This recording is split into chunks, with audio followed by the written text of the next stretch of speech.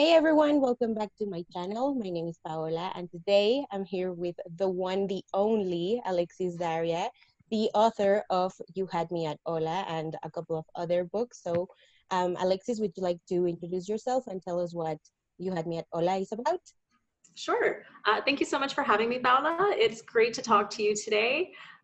My next book coming out is called You Had Me at HOLA, and it is about a soap opera actress named Jasmine and a telenovela star named Ashton, and they are cast together on the remake of a telenovela set and filmed in New York City.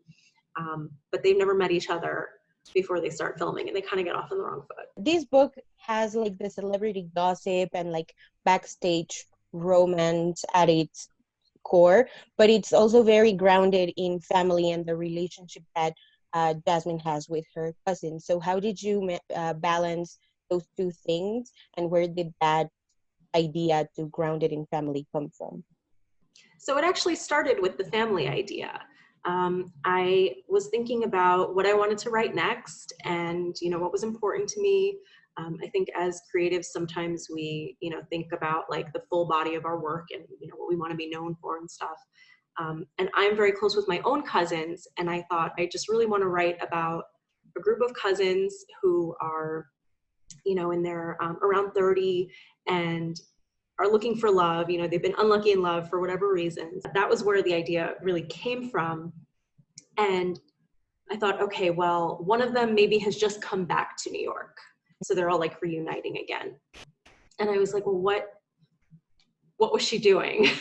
And somehow the thing that like made the most sense was that she is an actress in California and now she's back for a role. Mm-hmm.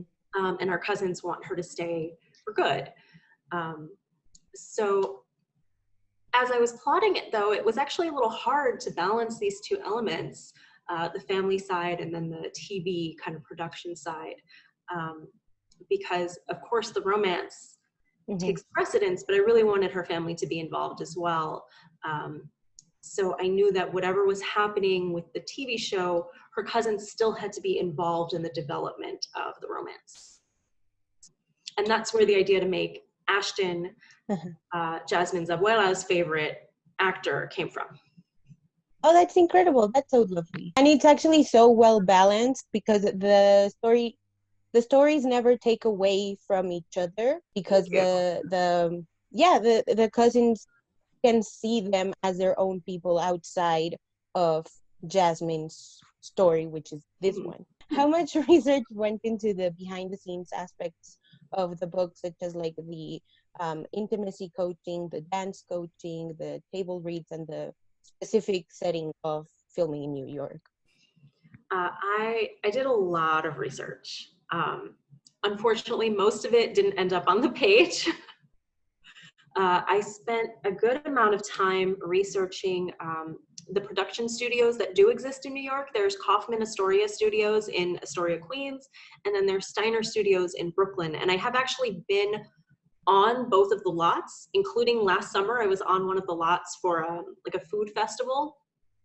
And I really tried to get into the buildings. Like I emailed like PR people, I emailed the offices, I asked the security guards while I was there. And the security guards at least were like, here's the people you should call, and they gave me a card. But I was like, I swear, I don't care what you're filming. Like, I'm not gonna tell anybody. I just need to see what like the buildings look like. And they wouldn't let me. So luckily the layouts are all online. I did a lot of research into like what the dressing rooms look like and the trailers. The history of Kaufman Astoria Studios is really interesting. All of the stuff Netflix has going on with New York City is very interesting, because they've basically gone from having this like very small little office in a building not too far away from where I live, actually, but they've got this this big deal with the city where they are renovating an older building on Broadway, and they have to hire something like 250 local workers for it, and they're building a production studio in Brooklyn. And I spent a long time, like, if I were going to build a production lot somewhere, where would I do it? And that led me into like the history of different areas of Brooklyn. It was a lot of research, but it was fun.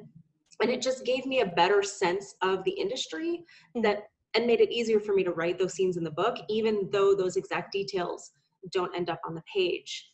I also spoke with some industry insiders. I spoke with a few actors, friends and friends of friends.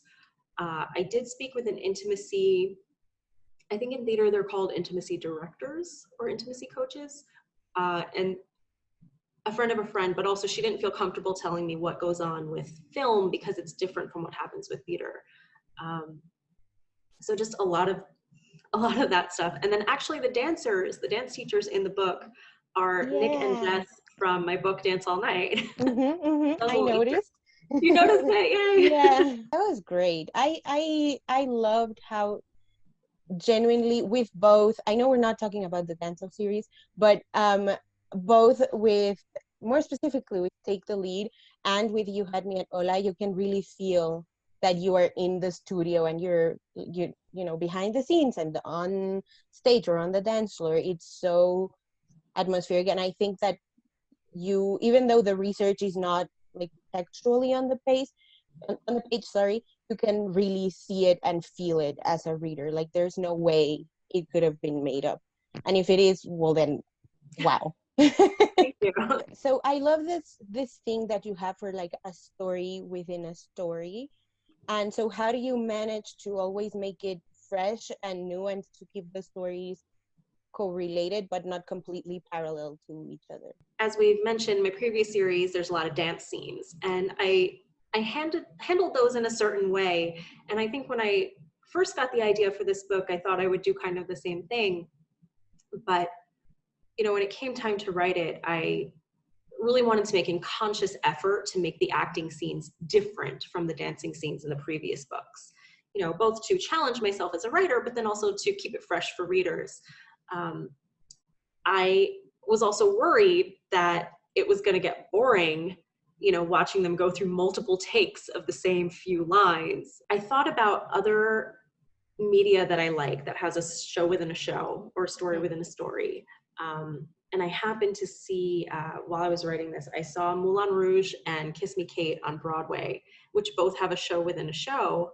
And I was like, oh, you just show parts of the show. But I wanted to balance those technical details so you do feel grounded in the setting, but then also create this additional story that also has a satisfying romantic arc and character arc, and that makes sense for what the characters are doing in the story.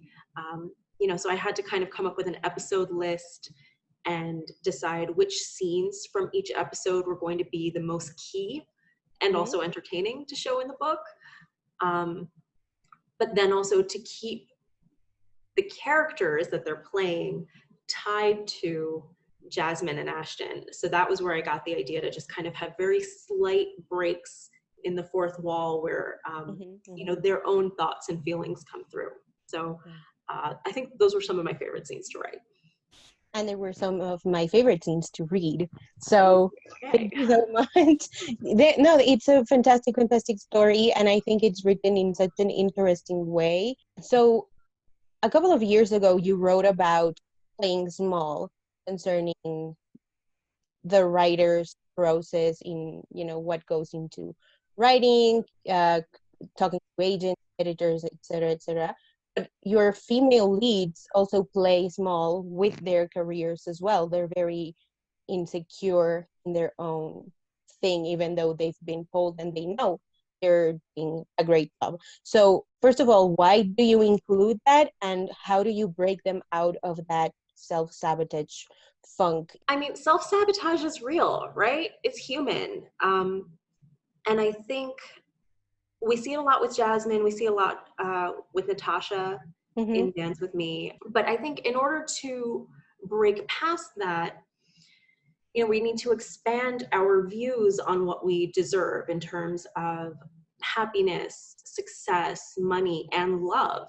And to know that it's okay for us to have those things in a healthy way.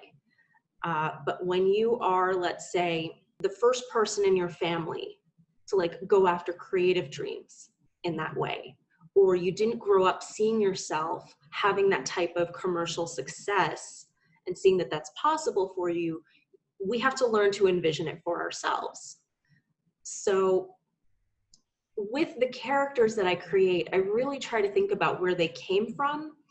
And that is something that, for the heroines at least, I do kind of keep it close to home in terms of not so much thinking about myself and my own personal experience, but like where I grew up, where I went to school, the people I went to school with, and what they've gone on to do. So I always think like, for somebody growing up who maybe doesn't have access to a lot of these things, how do they get to be creatively fulfilled in this way? How do they get to nurture that side of themselves and then take those steps towards success? But they still have that as their roots. I try to look at fame, not just from the perspective of like, oh, they're a celebrity, look at all the cool stuff they have, but how have their lives changed? Like when they go home, what does it look like when they go home? Even if they're like at the point where they could like buy their parents a house or, a mansion or something like that. I don't know that any of my characters are quite there yet, but Ashton is, right? Mm-hmm. Ashton. Although Ashton, you see him really struggling, like to take care of his whole family. Back to playing small, for Jasmine, I try to think for so long, like all the actors that I've known, like I worked at a bookstore and a lot of people there were actors, also. And they would like leave for a little bit for a role and then they would come back to the bookstore, because it can be a struggle when you're starting out. And I try to think about that with Jasmine, where her goal is just to be a working actress. She just wants to be consistently booking gigs and have that paycheck coming in and have it be her job. Whereas Ashton is the one who's got these loftier goals, right? He wants an Oscar. He wants to, prove that he's the best. And she's like, I just want to keep working. Because for Ashton, he receives validation from success. Jasmine, on the other hand, receives validation from her romantic relationships. And even though she is aware that this is not healthy and it comes from her family environment, seeing what they valued, that is part of her journey, learning to validate herself and knowing that her worth doesn't come from a romantic partner, letting go of that idea. And that is what ultimately allows her to make healthier choices for herself and stop self-sabotaging. Yeah, that's super relatable. And that common thread with your female characters mostly is the thing that has made the most sense to me, because it's just such a relatable experience to me. So I just thank you. Thank you for writing such incredible characters. Yeah, I try to, make sure that they are human. I don't even want to say flawed, like, I'm trying to pick a flaw for them or something. And it's not that, it's just, I think about myself and the women that I know and, what people are going through, and just trying to think like, well, okay, what would be the thing that's just going to help them? Like, what's that kind of key that they have to turn to see things a little differently for themselves? Okay. So Jasmine also feels quite insecure about her Spanish speaking skills, as do many other Latinx folks who grew up in the US who don't know Spanish. Do you have any advice for people who have that same insecurity as Jasmine? So this is something that I do feel. So I gave that to Jasmine. Growing up, I didn't speak a lot of Spanish. My mother does, and we were in a bilingual household, but it just didn't happen. And I remember my mom's like coworkers, because she works in bilingual education, and they would all speak to me in Spanish, and I was just like, I don't know. And then they like were so like, they were like, oh, like And I was just like, oh my gosh. There's a line in the book about how Jasmine tries to gossip with her grandmother and she says she's hurting her ears. That is literally something that my mom once said to me. No. And I was like, never again, Mom. But I mean, my mother helps me with the Spanish in all of my books. So for me, Latinx people we know are not a monolith, right? And there's no one way to be. People who don't understand that try to like put us all in the same kind of box. There's lots of different experiences. This was maybe a couple years ago. Claribel Ortega did some kind of Latinx chat on Twitter. And she asked a question about this. And there were so many people who replied saying that they, basically felt bad because they couldn't speak Spanish fluently.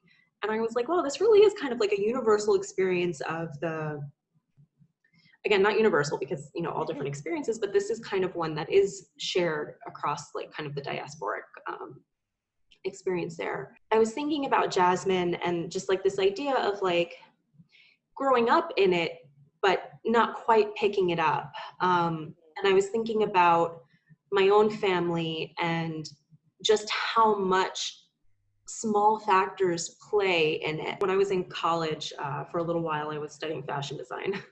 That didn't stick. But there was a woman from my class, because we were both taking night classes because we both had jobs. And we would ride the train back into Brooklyn together. And she was trying to improve her English. And I was like, well, I know some Spanish, because she was trying to talk to me. So we would just talk back and forth in Spanish and English, just about our lives and about anything.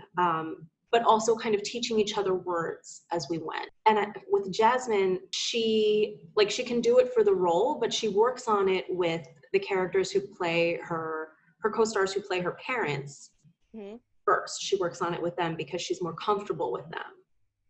And at that point, she's not as comfortable around Ashton. And as she grows more comfortable with him, that's something that they start to do together. And you get to see this other side of him as well. And so for me, it was showing a little bit of her progression there with the other characters. There is a lot of insecurity about it, but possibly the other way around too. And I really think what we need to just focus on is that there is just no one way to be. Latinidad, it's more about just family and food. There's a whole lot of different ways to connect to your culture, not just by speaking a language. Yeah, and I think that is a big piece of it, right? Language is part of it, but it is not the only piece. I know when I read my books, like even if I never mention that they're like, that she has an abuela or they're having arroz con gandules or things like that, like I would still know that my characters are Puerto Rican.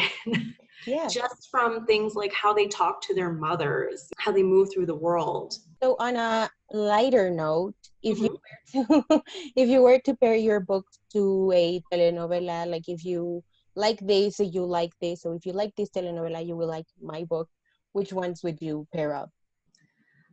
So I thought a lot about the ones that have been, because they are on the bilingual remake of one, like, envisioned on like kind of like a Netflix kind of platform.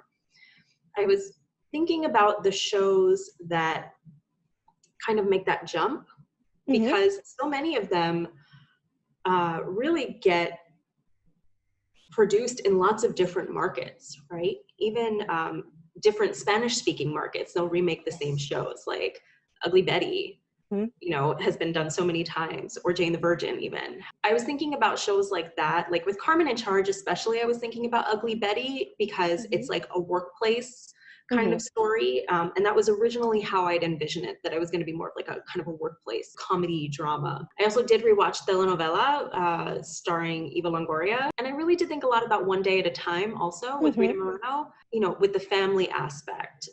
She did influence how I wrote Jasmine's grandmother. So do you want to tell us about your upcoming projects before we finish off? And not to put you on the spot, but I remember your Instagram post about that you've written a paranormal romance book. Is there a possibility that we ever get to see that? Okay, I'll answer that part first. So I was writing paranormal stuff before I wrote Take the Lead, and it didn't sell.